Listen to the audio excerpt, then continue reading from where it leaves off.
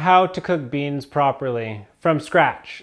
So I'm not going to show you, I'm just going to tell you. It's just not worth me going through what it takes to make one of those cooking style videos. So it's simple like this.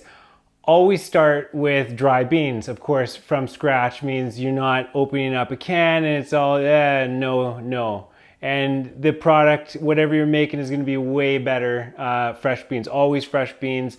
And they're a fraction of the price because, you're paying for everything that it takes for the can and this and that. And there's like sometimes a BPA lining if you're not buying like the really expensive and organic and blah, blah, blah, blah, blah. So it's like, so the way to cook beans, you start with dry beans.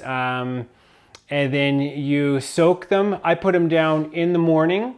All beans, basically. Every single bean, I follow this exact thing for what it's worth. So in the morning, say 7 o'clock in the morning before I go to work, I soak them with, say, a teaspoon of salt. To add minerals in there so it's not just water that it's soaking up and whatnot, I use pink Himalayan salt, which I only use for cooking. I never eat it, just because of some of the undissolved minerals in there. And then when I get home, after 8 hours or whatever, or probably 9 because commute and whatnot, and then I take them and I rinse them very well. And then I will put them into an Instant Pot. I mean, you could cook them on the stove.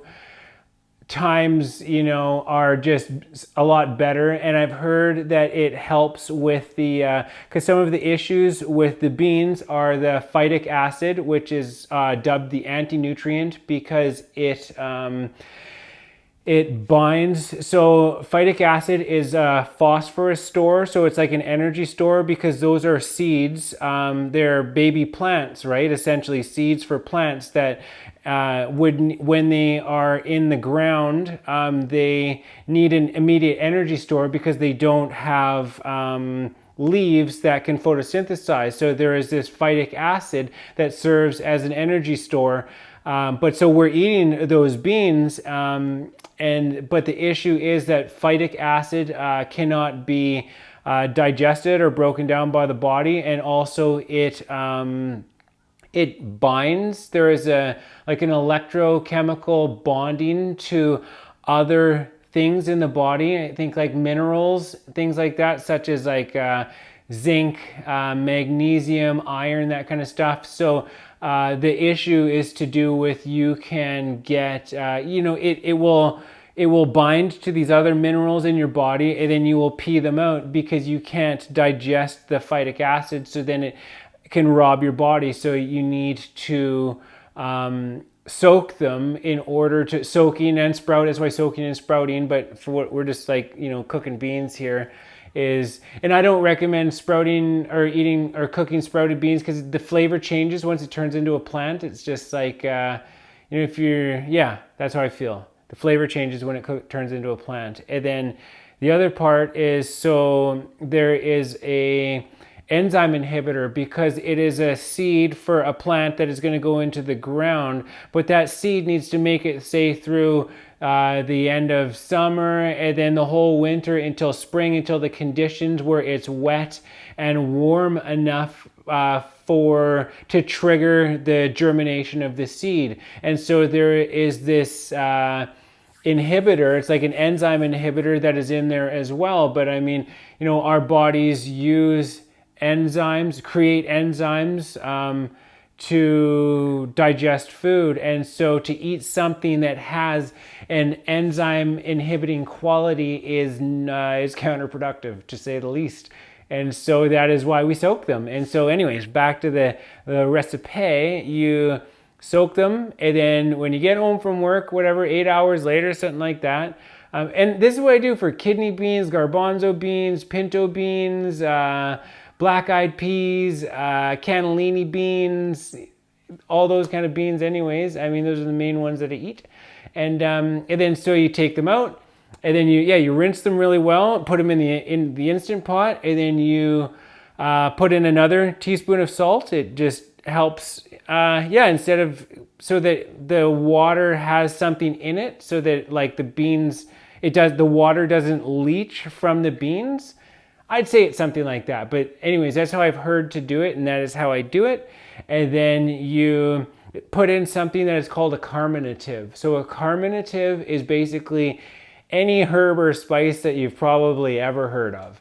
I always use ones that are fairly neutral in flavor, so that it doesn't change the flavor of my dish or whatever. So I always keep a little bit of ginger, organic ginger, on hand, and I will cut like 1, 2, 3, 4, 5, 6 big thin slices, and then that just goes into the pot, which I pull out afterwards, and just for the cooking and whatnot. And then that helps with any kind of, because some people have issues with gas and bloating and whatnot, but it's like when you do it right, when you follow the steps, this isn't an issue. And I never have an issue. This is how I always do it. And so I love beans. Beans are great. Always make sure that they're cooked well enough. So, even if you cook them in the Instant Pot and they're not done, well, put them on the stove and cook them for a little bit. Don't eat something that isn't fully cooked, because what is your body supposed to do with it? Then your body's got to work extra hard, and it's like that's counterproductive. It's not helping anything. You want to give your body something that it can break down and utilize, and and whatnot. Yeah, if you're going to eat beans.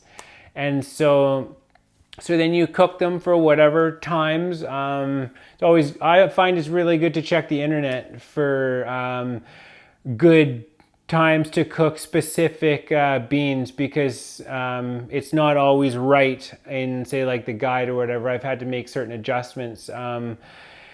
And then, so yeah, you take them out and then you throw away the ginger. You could also use black pepper, because it's not going to change the flavor too much. Those are the kind of two that I would use if I didn't have one or the other.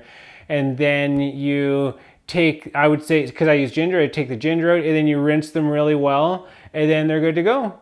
I mean, under cool water or hot, depending on if you're making a hot dish, cold dish, you could rinse them under hot or cold water, but rinse them really well. Don't save that aquafaba stuff or whatever, or the water from the beans. Throw that stuff away. It's full of things that, as far as I understand, you don't want to eat. So, and that's it. That is how you cook beans, as far as I'm concerned, the right way, and you don't have any kind of digestive issues doing it that way. So I hope this helps, and bon appetit, buen provecho.